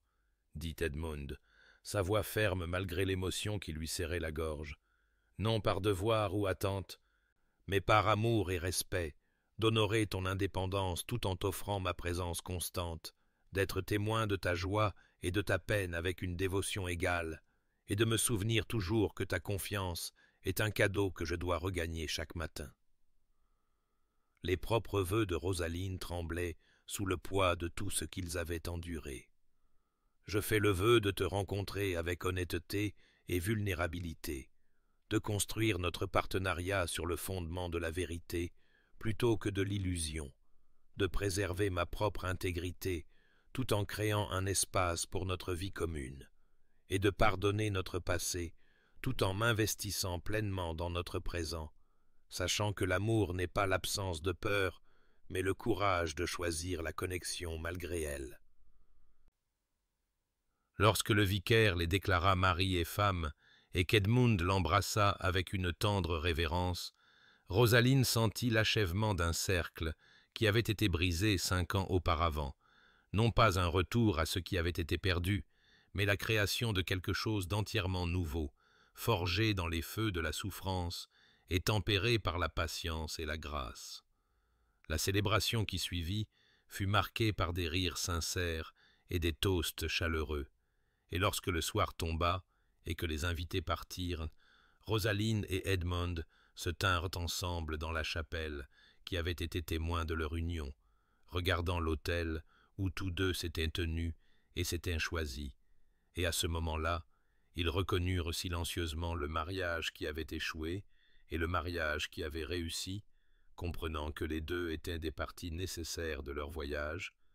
que la douleur de l'abandon avait été le creuset dans lequel ils avaient été transformés en personnes capables de cet amour plus profond et plus vrai, et que l'intégration du chagrin passé dans la joie présente n'était pas une contradiction, mais l'essence même de la rédemption. 3 ans s'étaient écoulés depuis ce mariage d'automne dans la chapelle privée de Lady Catherine, et la vie que Rosalind et Edmund avaient bâtie ensemble portait toutes les marques d'un bonheur gagné par la souffrance et soutenu par un choix quotidien évident dans la façon dont le rire résonnait dans les couloirs d'Ashworth Manor, où il n'y avait eu autrefois qu'un froid silence, dans l'atelier ensoleillé qu'Edmund avait commandé pour la peinture de Rosalind, où ses toiles devenaient de plus en plus audacieuses et accomplies. Dans la fondation caritative qu'ils avaient établie ensemble pour soutenir les jeunes femmes qui avaient survécu à un scandale et avaient besoin d'aide pour reconstruire leur vie, et plus visiblement encore dans les 2 enfants qui remplissaient leurs journées de chaos et de joie. La petite Catherine, nommée d'après l'amie la plus chère de Rosalind, est maintenant âgée de 3 ans, avec les boucles auburn de sa mère et les yeux gris sérieux de son père, et le bébé William, à peine âgé d'1 an, et montrant déjà des signes de la détermination obstinée de son père. Un 12 après-midi de printemps, ils emmenèrent les enfants à Londres pour la première fois depuis des mois, et Rosalind suggéra presque nonchalamment qu'ils visitent l'église St. James, le site de sa plus grande humiliation et de son plus vrai triomphe. Et Edmund comprit immédiatement la signification de ce pèlerinage, le désir de montrer à leurs enfants et à eux-mêmes le chemin parcouru depuis ce lieu de promesse rompu jusqu'à cette réalité d'engagement accompli. Ils se tenaient ensemble dans le sanctuaire silencieux, tandis que Catherine trottinait entre les bancs avec la curiosité intrépide de la petite enfance et que William dormait dans les bras de son père. Et Rosaline sentit le fantôme de sa jeunesse planer dans l'espace, cette jeune fille tremblante dans sa robe élaborée, attendant un époux qui ne viendrait pas, mais le souvenir avait perdu son pouvoir de la blesser, car elle pouvait voir maintenant comment cet abandon n'avait pas été une fin, mais un terrible commencement. Le creuset qui l'avait forcé à découvrir sa propre force et sa propre valeur, indépendamment de la validation de tout homme. Edmund se tenait à côté d'elle, avec leur fils blotti contre sa poitrine, et tendit la main vers la sienne. Et elle sut sans mots qu'il se souvenait aussi, ressentant à nouveau la lâcheté et la panique qui l'avaient poussé à fuir, mais reconnaissant aussi que l'homme qu'il avait été alors n'aurait jamais pu être le mari dont elle avait besoin, que son propre voyage à travers le regret et la transformation avait été nécessaire pour qu'il devienne quelqu'un capable d'un véritable partenariat plutôt que de possession. Ils avaient parlé de nombreuses fois au cours des 3 dernières années de l'étrange miséricorde cachée dans leur tragédie, de la façon dont l'abandon qui semblait tout détruire avait en fait déblayé le terrain pour que quelque chose de bien plus substantiel puisse pousser, et se tenant maintenant dans l'église où les 2 mariages avaient eu lieu, Rosaline comprit avec une clarté cristalline que la rédemption ne consistait pas à effacer le passé, mais à l'intégrer, à permettre aux cicatrices de devenir une partie de la plus grande histoire de guérison, plutôt que des blessures permanentes qui définissaient tout ce qui suivait. Edmund se tourna vers elle avec Catherine grimpant maintenant sur ses épaules et dit doucement « Je te choisis encore, chaque matin quand je me réveille à tes côtés, et chaque nuit quand je remercie Dieu pour la grâce qui nous a amenés ici. » Et Rosalind répondit avec une égale simplicité. et je te choisis. Non pas malgré ce qui s'est passé, mais en pleine connaissance de cause, parce que notre amour est plus fort pour avoir été mis à l'épreuve avant d'être pleinement formé. » Et ensemble, ils prirent leurs enfants et sortirent de l'église dans l'après-midi ensoleillé, leur transformation achevée non par l'effacement de la douleur, mais par son intégration dans une vie bâtie sur du roc plutôt que sur du sable, soutenue par le choix quotidien continu d'Edmund d'être présent, et par l'indépendance continue de Rosalinde au sein de leur partenariat. Un témoignage de la vérité que parfois les plus grandes histoires d'amour ne sont pas celles qui se déroulent sans obstacle, mais celles qui survivent au pire et en sortent plus fortes. La lumière du soir filtrait, dorée, à travers les fenêtres du salon d'Ashworth Manor, où Rosalinde était assise à son chevalet, travaillant sur un portrait d'Edmund, lisant une histoire à leurs enfants. Catherine blottit contre lui, le pouce dans la bouche, bien qu'elle soit trop grande pour de telles habitudes, et William, étalé sur les genoux de son père, tendant ses doigts collants vers les pages du livre. En mélangeant du bleu céruléen avec du blanc pour capturer la nuance exacte de contentement dans les yeux d'Edmund, elle ressentit une profonde gratitude pour cette scène domestique ordinaire qui avait semblé autrefois si incroyablement lointaine, un avenir qu'elle n'aurait pas pu imaginer pendant ces sombres mois après l'abandon, lorsqu'elle s'était crue définitivement brisée et incapable de confier à nouveau son cœur à quiconque. Edmund leva les yeux du livre d'histoire et la surprit en train de les observer, et le sourire qui traversa son visage contenait une tendresse si sincère que Rosaline sentit son souffle se couper, même après 3 ans de mariage, car le miracle d'être aimée par cet homme qui l'avait autrefois détruite était quelque chose qu'elle ne tiendrait jamais pour acquis, comprenant comme elle le faisait que leur bonheur était bâti non pas sur l'absence de souffrance, mais sur la volonté de transformer la souffrance en sagesse, de permettre à la douleur d'approfondir plutôt que de diminuer leur capacité de joie. Lorsque les enfants furent enfin couchés et que la maison devint silencieuse, Edmund trouva Rosalinde dans son atelier où elle se retirait souvent le soir, et il l'enlaça par derrière, posa son menton sur son épaule, et ensemble ils regardèrent le portrait qu'elle avait peint, et elle sentit dans son étreinte le même choix quotidien qu'il faisait chaque matin de l'aimer bien, d'être présent et constant, d'honorer les vœux qu'il avait rompus une fois et qu'il passerait sa vie à respecter désormais. Cher auditeur, peut-être entendez-vous cette histoire et vous étonnez-vous de l'improbabilité d'une telle rédemption, de l'impossibilité apparente de reconstruire l'amour sur les ruines de l'abandon et de la trahison. Et il est vrai que toutes les promesses rompues ne peuvent être réparées, que toutes les personnes qui nous blessent ne méritent pas une seconde chance, que parfois la voie la plus sage est de fermer la porte sur ce qui fut et d'avancer vers quelque chose de entièrement nouveau.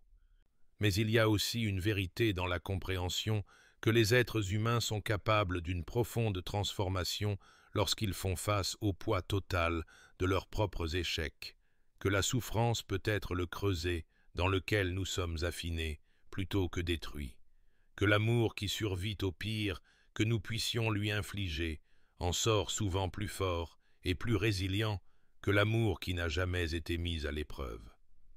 Le chemin du pardon ne consiste pas à excuser ce qui était inexcusable ou à oublier ce qui ne peut être oublié, mais à libérer l'emprise que la douleur passée a sur nos vies présentes, à choisir si nous serons définis par ce qui nous a été fait ou par la manière dont nous nous relevons des cendres de notre dévastation. L'histoire de Rosaline et Edmund nous enseigne que les secondes chances ne sont pas accordées à la légère et ne devraient pas être offertes à bon marché,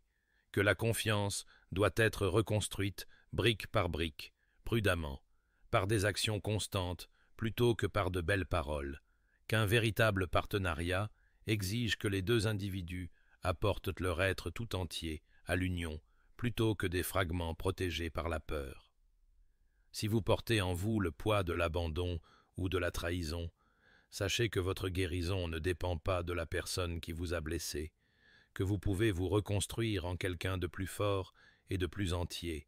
que la réconciliation vienne ou non, et que le courage de rester ouvert à la connexion, même après avoir été blessé, est peut-être la chose la plus courageuse qu'un cœur humain puisse tenter. Puissiez-vous trouver la patience d'honorer votre propre calendrier de guérison, la sagesse de discerner entre une transformation authentique et des promesses vides, la force de préserver votre indépendance même au sein de l'intimité, et la grâce de reconnaître que parfois les plus grandes histoires d'amour sont celles qui honorent à la fois la douleur et la guérison, intégrant tout cela dans une vie vécue avec les mains ouvertes et un cœur courageux. Que vos nuits soient paisibles et vos jours remplis de ce genre de bonheur ordinaire qui se gagne en survivant à l'extraordinaire.